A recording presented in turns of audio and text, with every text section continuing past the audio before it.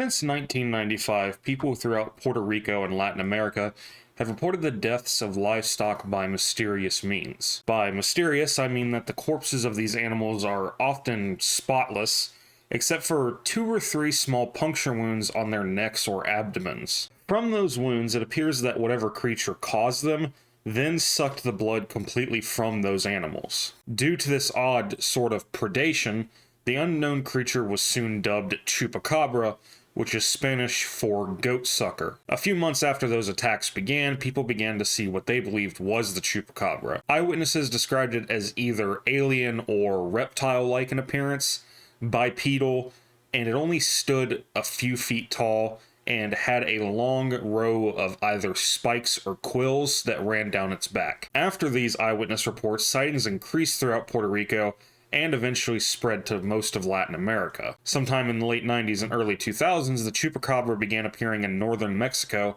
and the southern United States, specifically Texas. However, these reported Chupacabras were pretty different from the original. Unlike the bipedal reptile or alien of Puerto Rico, this variety walked on 4 legs and had a very canine-like appearance. Despite their visual differences, these Chupacabras were reported to have the same feeding habits, which of course means vampirism, as the Puerto Rican creature. Now, both versions of these Chupacabra have made their way into cryptozoological fame, alongside creatures like Bigfoot, Nessie, and the Mothman. So today we're going to look at the history of the Chupacabra, go back to its first attacks and appearances, the first sightings of the creature, including the ones that happen outside of Puerto Rico, and the multiple investigations into this beast. Now, as it turns out, Puerto Rico is no stranger to vampire-like attacks on livestock. In 1975, which was a full 20 years before the first believed Chupacabra attack,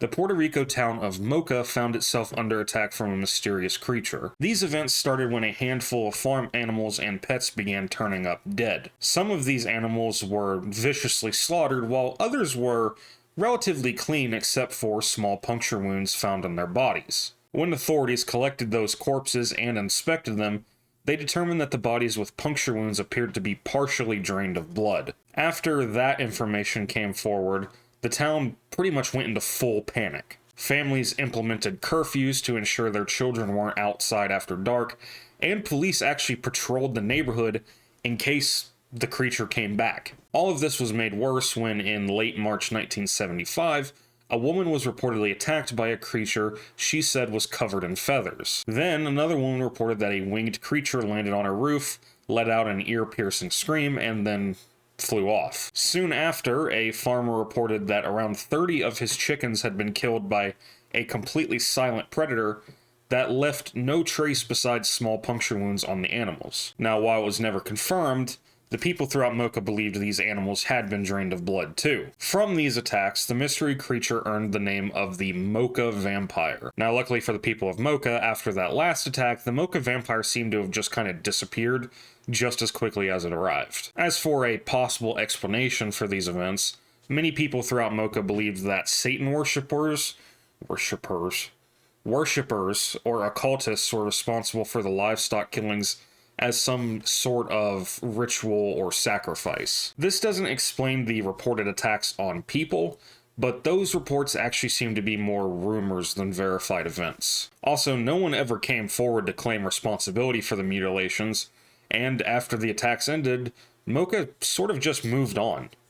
Then, 20 years later, nearly 50 miles to the east, another vampire made its presence known. It all started in March 1995 in the towns of Morovis and Orocovis. People began reporting that their livestock and pets began turning up dead. However, unlike the victims of the aforementioned Mocha vampire, which varied in injury, these animals were all killed quickly and quietly and only showed one type of injury, which was 2 or 3 puncture wounds either on their neck or abdomen, and sometimes reportedly that these puncture wounds were in sort of this triangle-like shape. Not only did they have these puncture wounds, but witnesses said that these corpses seemed to be missing a significant amount of blood, but all of this was just the beginning. After the initial attacks, animals from multiple locations throughout the island were turning up dead, with the exact same injuries as those found in Morovis and Orocovis. However, the most common animal that seemed to be preyed upon was goats, which then led this mystery predator to be coined the Chupacabra, which means goat sucker. And that's the last time I'll mention that, because if you're like me and already know a decent amount about the Chupacabra, you've probably heard about 1,000,000 times that it means goat sucker. Throughout the years, a handful of individuals have claimed to be the person who came up with the name, but whoever it was, they unknowingly laid a large portion of the groundwork for what would become one of the most well-known and recognizable cryptids in the world. Giving something a name, especially a catchy and recognizable name, does give it some sense of weight.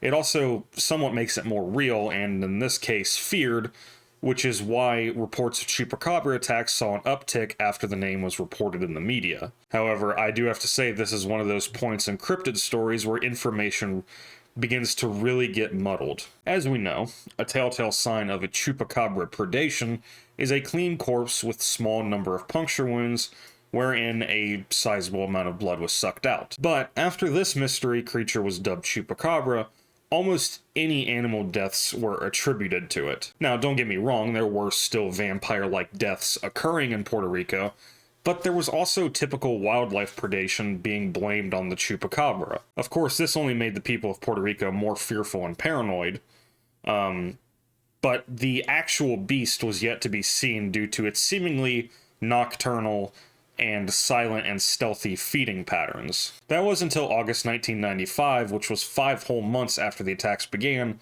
when a woman from the town of Canovanas claimed to finally get a good look at the creature. That woman's name was Madeline Tolentino. Sorry.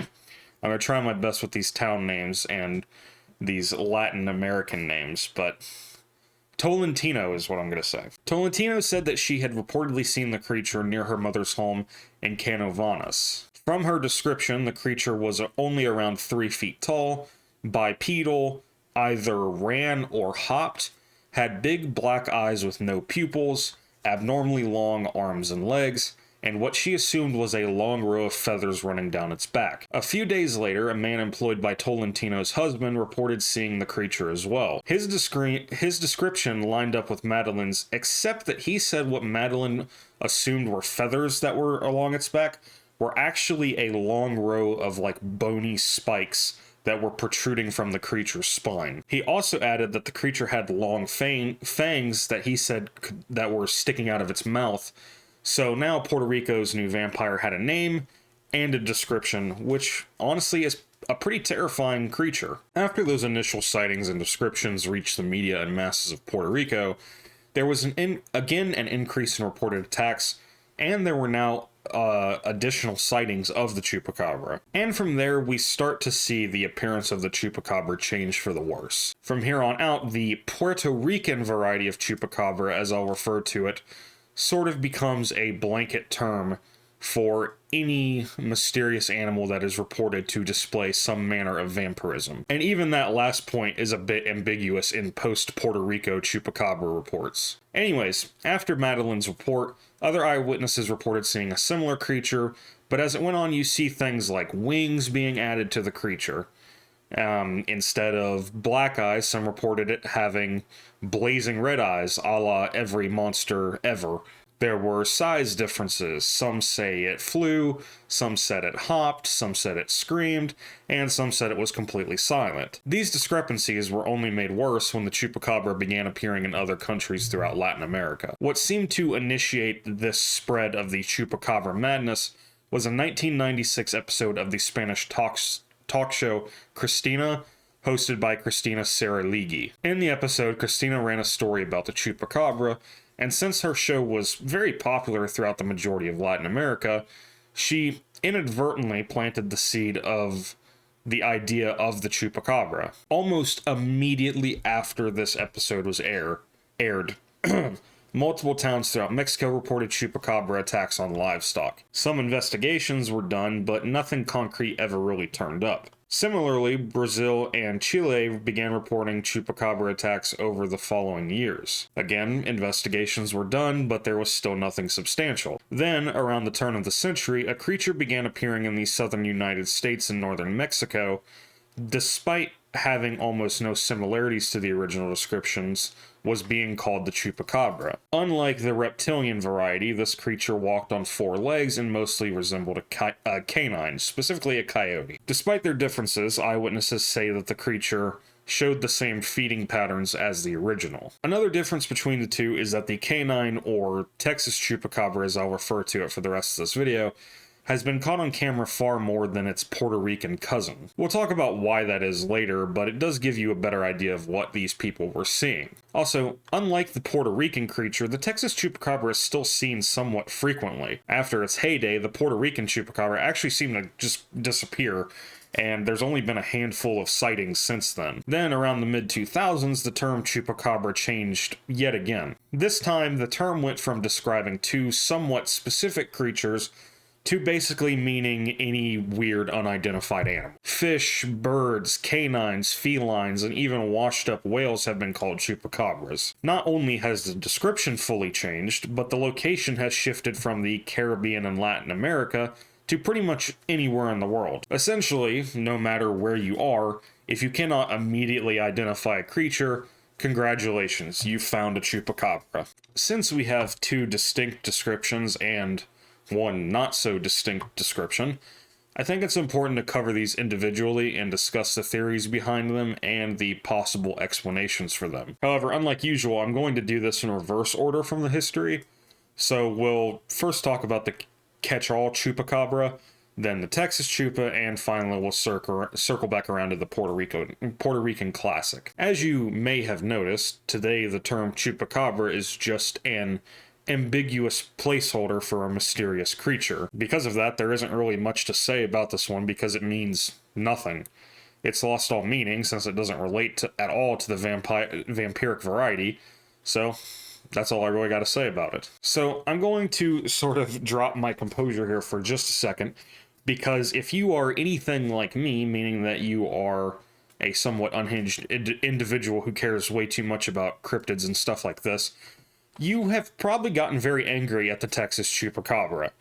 The reason being is that it's straight up just a dog. Nothing more, nothing less. Hate to burst your bubble, but it's just straight up scientifically proven. Throughout the years, multiple corpses of rumored Texas Chupacabras have been recovered, and nearly every time these cadavers are tested for DNA or inspected by professionals, they all say one thing: it's a dog. Whether it's a wild dog or coyote varies, but what people are seeing is some variety of canine, most likely suffering from mange or other sort of skin infection. Now, because they have these problems, these animals are usually much weaker, which is why so many of them appear emaciated and sick. That also pretty well explains why they target livestock instead of wild animals. It's an easier meal that doesn't take much energy. As for the sucking of blood, after further examination of rumored Texas Chupacabra prey, it actually doesn't appear that there was any sucking of blood after all. According to canine experts, it isn't uncommon for dogs to kill an animal and not eat it.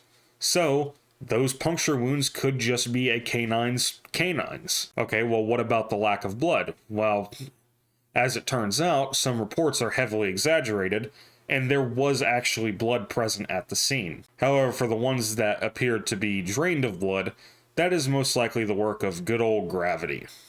More specifically, what we're seeing is livor mortis. Now, if you've been here for a while, you'll know that we just talked about livor mortis in the Dyatlov Pass incident, but in this context, it's a little bit different. Now, if you don't know, livor mortis is one of the early stages of decomposition, and is the process of the blood in the body sinking to the lowest parts of the body. In this context, since we're dealing with livestock killings, it's harder to detect livor mortis in animals than in humans, because of fur, feathers, or any other sort of covering that we don't have. Now, the process of livor mortis does take time, and if you just flipped over an animal that had these puncture wounds, you wouldn't see any blood spot like you would if it was a fresher kill. So with that, it can create the illusion that the animal had been drained of blood. With all that, I'd say I'm about 99% positive that the Texas Chupacabra is just a mangy, diseased canine. Now, on to the real Chupacabra. The Chupacabra, the one that started it all, and one of the bona fide goats of cryptozoology, and That was not a pun. If I hadn't made it clear, this is by far my favorite variety of Chupacabra, because it's unique and it's mysterious. Now, that's not to say that it doesn't have its own problems.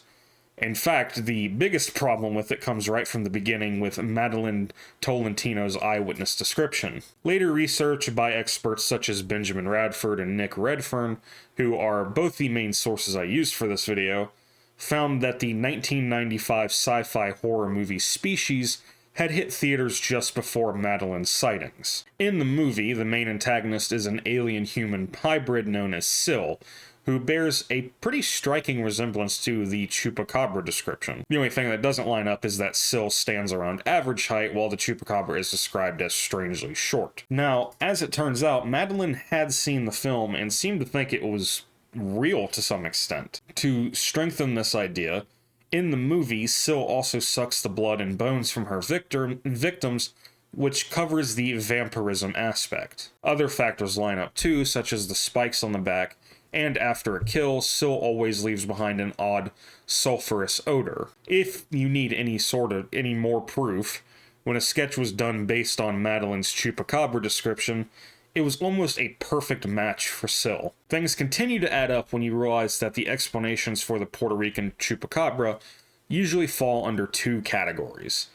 That either being alien or some sort of top secret U.S. Army experiment gone wrong. The alien theory is about as cut and dry as most alien theories with this stuff, which is basically, hey, this creature doesn't look like any known animal, and it acts weird.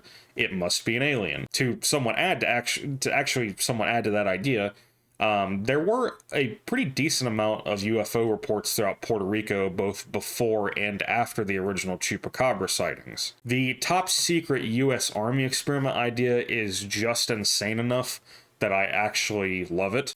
Specifically, some believe that the Chupacabra was either created or held at a U.S. naval station in Roosevelt Roads, Puerto Rico. Then, either purposely or accidentally, the Chupacabra was set loose to inflict terror upon the island of Puerto Rico. However, this theory seems to mostly be born from anti-American sentiment in Puerto Rico, but the theory's still cool. As for more concrete evidence, DNA taken from Puerto Rican Chupacabra prey has almost always come back inconclusive. Sometimes it does actually come back as canine, but it is those that come back inconclusive that continue to fuel the interest in this creature. But what do I think? Well, besides my disdain for the two types of Chupacabras that aren't the Puerto Rican one, I really like the Chupacabra. However, my opinion on them is in the same vein as my belief in the Jersey Devil. Because there is so much evidence that the Chupacabra was the product of a subconscious thought that was fueled by a third party, I don't believe it's real in a physical sense. Now, Madeline most likely did believe that she'd seen a mysterious creature, and once she described it, everyone began to see it. Before that, it was a silent, swift killer, but soon became a usual, but not less terrifying sight for people in Puerto Rico. But now, the Chupacabra is rarely seen in Puerto Rico. It's the two more ambiguous types that continue to be seen. All in all, I don't think the Chupacabra exists, but I do still think it's an incredible story, and like I said, I do still think it's one of the best cryptids. As I mentioned earlier, it remains one of the most fascinating cryptids. The Chupacabra has secured its place in the Cryptid Hall of Fame alongside legends like Nessie and Bigfoot, like I said in the beginning.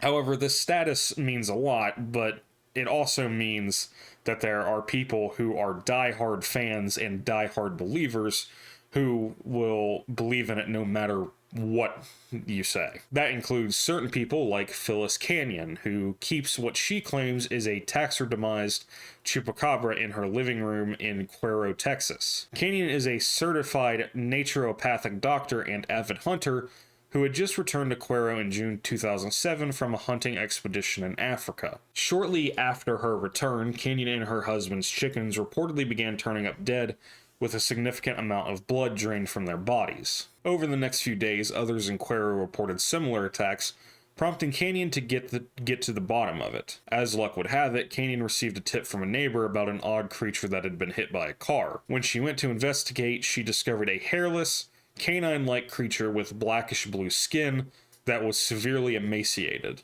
After retrieving the corpse, Canyon places it in her freezer, and at this point I have to pause for a quick side note. This woman, who, let me remind you, is a doctor, kept the rotting roadkill of an unknown creature in her family's freezer. I just had to mention it. Anyways, after freezing the corpse, she had the creature taxidermied, but to this day, she still keeps parts of the carcass and the skull in her freezer. Now, before you start believing that this may have been a Chupacabra, Canyon has had the cadaver's DNA tested multiple times, and the results always come back the same. Canine. However, over the years, Canyon has consistently rejected that the idea that the creature was any sort of typical canine. And this is exactly what I meant earlier when I mentioned diehard believers in things like the Chupacabra. You can present definitive proof to some people, but their belief remains unwavering, which I guess is grand for me to say when I have an entire channel based on stuff like this. Either which way, this diehard feeling seems to be especially pronounced when it comes to this canine variety of Chupacabra. The last thing I want to mention about Canyon and the Texas Chupacabra is that about a year after her discovery, another alleged Chupacabra was spotted in DeWitt County, which is the same county where Cuero is located. This time, the creature was captured on the dash cam of the then sheriff of DeWitt County, Brandon Riedel. It's probably one of the most famous cryptid videos out there, and if you're into this kind of stuff, you've likely seen it before. Then, 14 years later in Amarillo, Texas, another supposed Chupacabra was caught on camera at the Amarillo Zoo. Now, if you've been here for a while, I actually made a video on this when it happened, but that video is now set to private because that video sucked. But to quickly recap my original thoughts in a better way than I did in that video, the picture is pretty silly. After a couple of years of seeing this picture all over the internet and kind of thinking it over, I'm pretty convinced that it's just someone in a costume, especially since the official statement from the Amarillo Zoo said that they just wanted to let the community have fun with the image. And I'm all for people having fun. That's not my point that people can't have fun with this, but that statement does, in my opinion, kind of immediately delegitimize the photo. But with that, our look at the Chupacabra comes to an end. This was sort of a weird one for me. I figured the Chupacabra was going to take a lot more time and effort than this ended up taking. And I could have went back and added a lot more details, but in my opinion, this story didn't really need it. There was a lot of weird stuff that happened, but nothing that was like this is imperative to the entire story. I've tried to get better about not including sort of like minuscule points and kind of just extra stuff that doesn't need to be involved. That's why I'm saying it's so weird, is because as weird as the Chupacabra is, this entire creature, especially the Puerto Rican one, the events and details sort of surrounding it are pretty sparse and at times not really that interesting. Like a majority of the sightings are just, hey, my animals died and I saw something weird in the woods. And you know, the Puerto Rican story is pretty condensed and somewhat straightforward for a cryptid story, which usually isn't the case.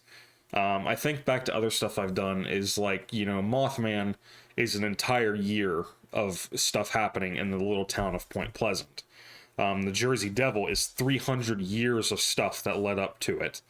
But this one is just, it's kind of straightforward. It's just animals show up dead, someone sees something weird, the animals continue to die, and then the creature, whatever this creature is, sort of just disappears, and then the community kind of just moves on and went, oh, hey, that was kind of weird, and then they just never say anything about it again. And then it had the unfortunate